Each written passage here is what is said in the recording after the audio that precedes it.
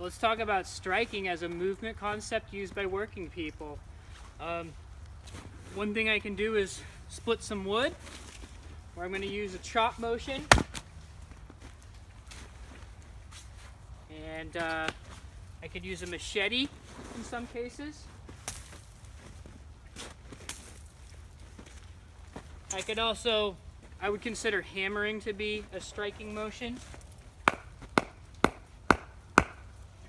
So though those three movements are completely different, they all involve the concept of striking.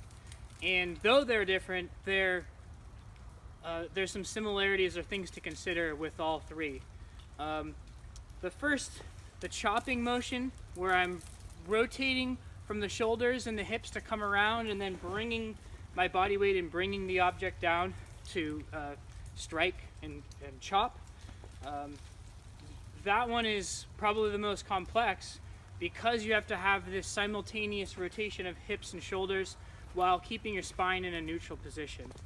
The machete has a very similar motion, except for it's sort of a sweeping motion where I'm keeping the object coming in a more linear fashion across my body, but this turning of the hips and the shoulders is going to be very similar.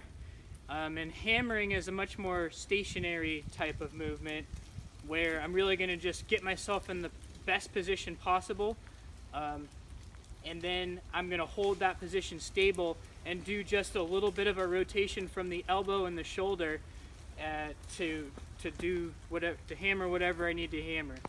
But in all cases, you want to keep your spine in a neutral position, get your body in the best position relative to the object that you're going to strike, and try to utilize as much as possible that synchronized hip and shoulder rotation, or maybe it's the elbow and the shoulder rotating while you keep the rest of your body stable.